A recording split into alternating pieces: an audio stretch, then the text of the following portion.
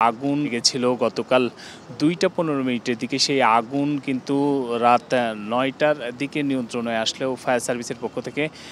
এমনটি জানানো হলেও আগুন কিন্তু পুরোপুরি নির্বাপিত হয়নি।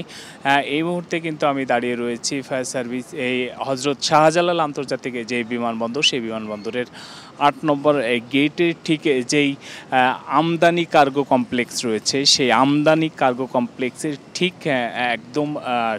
কর্নারে দেখতে পাচ্ছেন যে এখানে ফায়ার সার্ভিসের যেই ইউনিটগুলো কাজ করছে, সেই ইউনিটগুলো কিন্তু এই আগুন নিয়ন্ত্রণে আনার জন্য, অর্থাৎ আগুন সম্পূর্ণভাবে নির্বাপিত করার জন্য যেই ওয়াল রয়েছে আমদানি কার্গো কমপ্লেক্সের যেই ওয়াল, সেই ওয়ালের কিন্তু কয়েকটি জায়গা ভেঙে ফেলা হয়েছে যাতে পর্যাপ্ত পানি যেখানে আগুনের তীব্রতা অনেক বেশি সেগুলো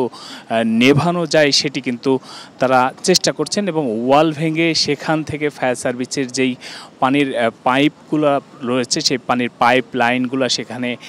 পৌঁছানোর জন্য চেষ্টা করেছে। আমরা ফায়ার সার্ভিসের একজন কর্মীর সাথে কথা বলেছিলাম যে আগুন কিন্তু সব জায়গাতেই নিভেছে, তবে যেই মালামালগুলো ভেতরে পুড়েছে সেই মালামালগুলো পুড়ে স্তূপাকারে জমা হয়ে সেখান থেকেই মূলত এই ধোঁয়ার সৃষ্টি হচ্ছে। এবং আরেকটি তথ্য তিনি দিয়েছেন, সেটি হচ্ছে যে এই যেখানে এই মালামালগুলো রাখা হয় সেগুলো বিভিন্ন স্তরে রাখা হয় এবং সেখানে ৩ স্তরের গ্রিল, অর্থাৎ লোহার যেই গ্রিল, সেই গ্রিল দিয়ে ভাগ করে রাখার কারণে কিন্তু পাইপগুলো সঠিকভাবে সেখানে পৌঁছানো অনেকটা কষ্ট হয়ে যাচ্ছে, যার কারণে কিন্তু পর্যাপ্ত পানি নির্দিষ্ট স্থানে ফেলাটা তাদের জন্য কষ্ট হয়ে যাচ্ছে। এর আগে কিন্তু ফায়ার সার্ভিসের ৩৭টি ইউনিটের সাথে কিন্তু বাংলাদেশ বিমান বাহিনী এবং নৌবাহিনীর যে ইউনিট, তারাও কিন্তু সমান তালে চেষ্টা করে গিয়েছেন রাতভর যাতে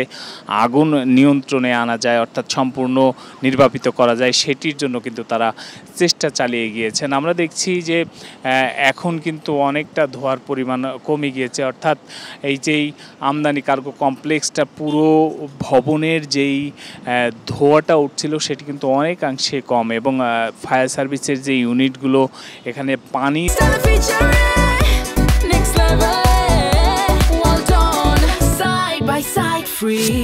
দেওয়ার জন্য যেই গাড়িগুলো সাজানো রয়েছে সেগুলোও কিন্তু এখনও কাজ করে যাচ্ছে, সেগুলো থেকে তারা পর্যাপ্ত পানি কিন্তু ভেতরে দেওয়ার চেষ্টা করেছে। আমরা দেখেছি যে ভেতরে যেই মালামালের স্তূপ জমা হয়েছে পুড়ে, সেখান থেকে কিন্তু ধামাচাপা যে আগুন বলা চলে, সেখান থেকেই মূলত এই ধোঁয়া বের হচ্ছে। তবে আশঙ্কাজনক কিছু নেই বা আগুন বাড়ার আর কোনো শঙ্কা নেই, এমনটিও কিন্তু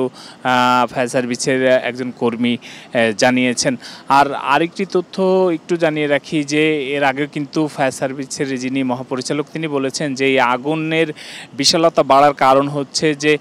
বাতাসের কারণে আগুন ছড়িয়ে যায়, যার ফলে কিন্তু আগুনের বিস্তৃতিটা একটু বেড়ে গিয়েছিল। যদিও দীর্ঘ সময় পার হয়ে গেছে, প্রায় ১৭ ঘন্টার কাছাকাছি, এই সময়ে এসেই কিন্তু সম্পূর্ণ আগুন বলা চলে যে নির্বাপিত হওয়ার কাছাকাছি প্রায়। তবে আরও হয়তো অল্প কিছু সময়ের মধ্যেই সম্পূর্ণ আগুন নিয়ন্ত্রণ চলে আসবে, এমনটি কিন্তু ধারণা করা হচ্ছে। এবং এখানে যেই মালামাল রয়েছে বা কী পরিমাণ ক্ষয়ক্ষতি হয়েছে, কী পরিমাণ আর্থিক ক্ষতি হয়েছে, সেটি কিন্তু তদন্ত শেষে জানা হবে। অর্থ মন্ত্রণালয়ের পক্ষ থেকে এবং বিমান বাহিনীর পক্ষ থেকে কিন্তু 2টি তদন্ত টিম গঠন করা হয়েছে, তারা